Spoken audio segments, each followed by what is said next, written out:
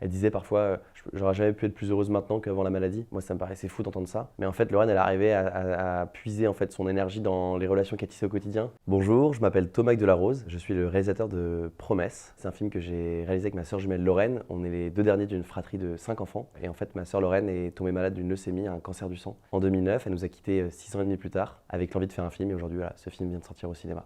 Lorraine, c'était une personne incroyable. Elle avait cette énergie, cette soif de vie débordante. Elle était très solaire et Lorraine, avant d'être malade, c'était la grosse rebelle de la famille. Donc c'est celle qui fumait en cachette, qui buvait en cachette, qui volait un peu d'argent dans le portefeuille des parents, etc. Et quand elle est partie au Canada, redoubler sa seconde, c'est là qu'elle est tombée malade. Et quand elle est revenue, pour le coup, je sais pas, elle a développé cette espèce de sagesse assez incroyable. Ce qui est sûr, c'est qu'elle voulait profiter de la vie à fond, avec des plaisirs simples au quotidien avec ses proches. Alors quand Lorraine elle a reçu le diagnostic, elle était au Canada et moi j'étais pas avec elle. Elle était avec mes parents et ma grande sœur qui était à Philadelphie les avait rejoints. Moi j'étais avec mes frères en France. Ça c'était très dur de la séparation physique.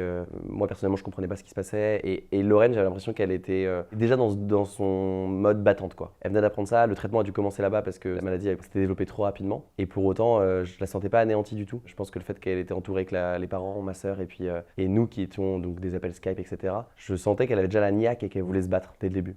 Et là se pose la question qu'elle reste 6 mois là-bas pour le traitement à minima, ou alors on a une fenêtre de tir pour qu'elle rentre en France quoi. Et ça c'était le gros stress, c'est que nous ça nous paraissait juste impossible qu'on soit à distance pendant 6 mois, c'était pas faisable. Et il y avait vraiment une fenêtre de 15 heures quoi. Entre les 2 doses de chimiothérapie, elle devait prendre sa dose, prendre l'avion, elle arrivait sur le tarmac, il y avait une ambulance qui l'attendait, et elle a été transférée à l'hôpital et c'est là où on l'a retrouvée en fait. Nous on l'a retrouvée directement en secteur stérile à Nantes. Et à la suite de ça, il y a eu 6 mois en secteur stérile, jusqu'à ce qu'elle ait une greffe de moelle osseuse. La greffe de moelle osseuse, on a eu cette chance incroyable que ma grande sœur Marine était compatible. Les probabilités c'est une chance sur 4 au sein de la fratrie, sinon c'est une chance sur 1 million en moyenne, donc c'est quand même très rare. Et j'en profite pour passer le message. Aujourd'hui, le don de moelle osseuse est très méconnu, mais il est tellement essentiel parce que c'est finalement ce qui permet à des gens qui ont des maladies du sang, dans la grande majorité des cas, de guérir. Donc voilà, le message c'est juste inscrivez-vous sur ce registre-là, c'est tellement important, sur le site dondemoelleosseuse.fr. Et donc quand il y a eu la greffe, elle a passé 3 semaines en réanimation. À la suite de cette greffe, il y a eu des complications. Finalement, elle en est sortie. Et là, il y a eu 4 ans où elle a repris le pas sur sa vie à fond. Elle est partie faire ses études à Angers, elle a eu son permis, elle a passé son bac. Et en fait, elle a eu des problèmes pulmonaires qui ont commencé à apparaître. Et en 2014, elle rencontre cette spécialiste qui lui explique qu'en fait, elle a 2 nouvelles maladies pulmonaires qui sont des conséquences de sa greffe de moelle osseuse. Et du coup, la greffe de poumon, finalement,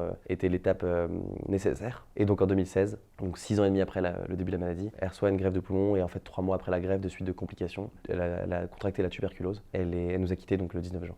Ce qui m'a le plus marqué dans la manière dont elle a vécu la leucémie, c'est cette faculté qu'elle avait à, accepter le fait que ça peut être dur, mais de dire et de répéter tout le temps que la vie est belle. Et parfois, moi, j'avais du mal à l'entendre. Je disais, mais je sais pas comment elle peut dire ça en fait. Elle disait parfois, j'aurais jamais pu être plus heureuse maintenant qu'avant la maladie. Moi, ça me paraissait fou d'entendre ça. Mais en fait, Lorraine, elle arrivait à puiser en fait son énergie dans les relations qu'elle tissait au quotidien. Et donc, c'était tous ces petits plaisirs accumulés au quotidien. Mais parfois, c'était rien. Parfois, c'était un paquet de 3D qu'on arrivait à amener dans le secteur stérile où tout est stérilisé, etc. Mais elle, c'était un kiff quoi. Et donc, en fait, elle arrivait à se contenter de choses très basiques. Et après, elle avait ce côté très battante, mais que beaucoup de gens malades ont. Et chez Lorraine, ça a pris des proportions où voilà, elle voulait témoigner, elle voulait s'investir dans des associations, elle voulait faire plus que elle se battre contre sa maladie. Tout de suite, elle était tournée vers les autres. Tu t'attendais à ce qu'elle soit pas bien, à ce qu'on parle d'elle, etc. Et en fait, la seule chose qui l'intéressait, c'était toi, ta journée. Si t'as un coup de blues, vas-y, je vais t'aider, raconte-moi comment. Et parfois, moi, j'étais gêné. Tu vois, elle a perdu ses cheveux, elle a des chimiothérapies, c'est compliqué. Et elle te dit alors, toi, t'as un problème de cœur ou un truc complètement secondaire. Et elle te pose 10 000 questions. Et à la fin, elle dit ça va mieux. Ah, bah, je suis contente alors. Et tu te dis waouh.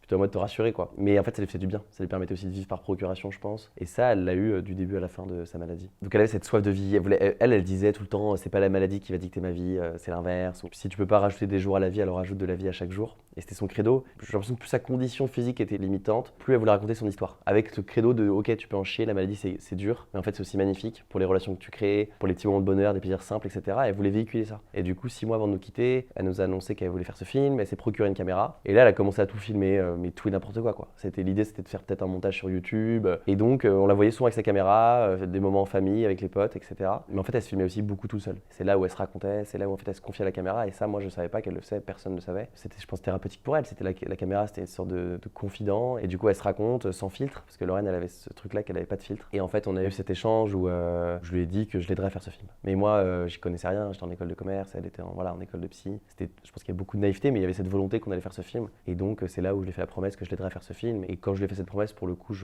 à aucun moment je m'étais dit qu'elle serait pas là pour la faire avec moi. Enfin, c'était son film, moi je devais juste l'aider. Et donc ça m'a pris 2 ans pour le coup, après son départ, avant de pouvoir commencer cette promesse. À partir du moment où je me suis lancé, j'ai découvert toutes les images. Et ça a duré plusieurs semaines. Et forcément, c'était un des moments les plus intenses du projet, où il y avait des images qui étaient très dures à regarder et d'autres qui étaient juste magnifiques, où je me disais c'est incroyable ce qu'elle a laissé derrière elle. Et je voulais lui rendre hommage, je voulais qu'on puisse aller au bout de ce qu'elle voulait faire elle, et donc partager ces images au plus grand nombre. Même plus tard, de me dire aussi que là je viens d'être papa par exemple, que mon fils puisse voir ce film quand il aura l'âge de le voir bien sûr, mais et qu'on puisse en parler facilement de Lorraine, qu'il sache qui était sa tante. Et déjà ça m'a fait du bien à moi, ça j'ai réalisé ça. Après ça m'a aussi questionné parce que du coup comme j'ai découvert plein de choses aussi qu'elle ressentait à cette époque-là, où elle se livrait face caméra, ça m'a questionné sur aussi comment moi j'avais vécu certains moments de ce parcours-là. Et du coup je me suis dit mais attends, mais si moi en fait je prends conscience qu'à ce moment-là j'étais plutôt dans le déni, ou en fait ça se trouve ma famille c'est pareil, donc j'ai eu envie aussi de comprendre comment eux avaient vécu ça. Et du coup j'ai décidé finalement d'ouvrir le sujet à non pas que le portrait de Lorraine, mais comment notre famille a vécu ça. Donc finalement ce film c'est plutôt un film sur la famille, sur la vie, sur la parole. Et du coup on a eu ces moments d'échange où je les ai interviewés. Pareil, ça fait partie des moments les plus forts du projet avec la découverte des images. On a eu des moments où on était pendant plusieurs heures, on essayait d'oublier les caméras et juste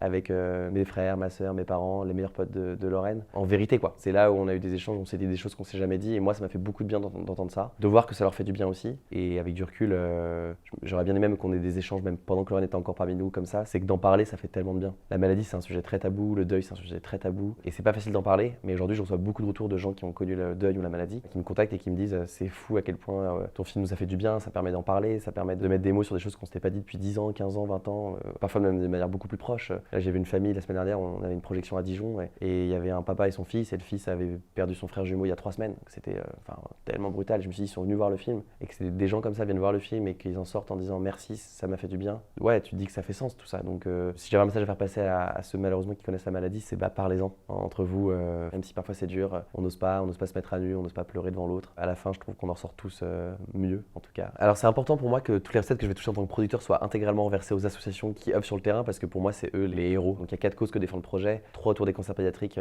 sur l'accompagnement des familles et des patients, sur la recherche médicale, parce qu'aujourd'hui on manque de traitement pour certaines pathologies chez l'enfant spécifiquement, et puis sur les dons de vie, donc incitation aux dons de sang, plaquettes, plasma et moelle osseuse. Et puis il y a une 4e cause que j'ai rajoutée qui est l'accompagnement face au deuil. Moi j'en ai pas bénéficié à l'époque et j'aurais aimé pouvoir parler à des gens dont c'est le métier, des gens qui ont connu ça. Et donc pour moi quand j'ai découvert ce tissu associatif de ces gens-là qui s'investissent corps et âme, et franchement j'ai fait des rencontres incroyables tout au long de cette tournée d'avant-première, de projection. Ouais, en fait ces gens-là ils manquent de moyens et ils font des choses incroyables qu'aujourd'hui il y a qu'eux qui font concrètement. Donc c'est important de les soutenir, et c'est ce qu'aurait voulu Lorraine, parce que Lorraine était très investie dans le milieu associatif pour faire bouger les lignes. Donc ça me paraissait aussi évident que j'allais aussi rendre cet hommage à Lorraine et qu'on allait faire ensemble ce qu'elle aurait aimé qu'on fasse. Si ce film il peut apporter un peu de financement et surtout de la visibilité et de leur permettre de raconter ce qu'elles font, de recruter aussi des bénévoles, c'est génial. Si j'avais un message à lui dire à Lorraine, c'est merci. Merci d'avoir été cette sœur si solaire, si incroyable. Je réalise aujourd'hui la chance que j'ai eue de pouvoir être son frère, et malgré tout ce qu'on a vécu, elle nous a quand même permis aujourd'hui de vivre en tout cas de vivre le mieux possible avec son absence physique, et elle a fait germer en nous des trucs incroyables. Et voilà, et moi aujourd'hui je me dis que c'est grâce à elle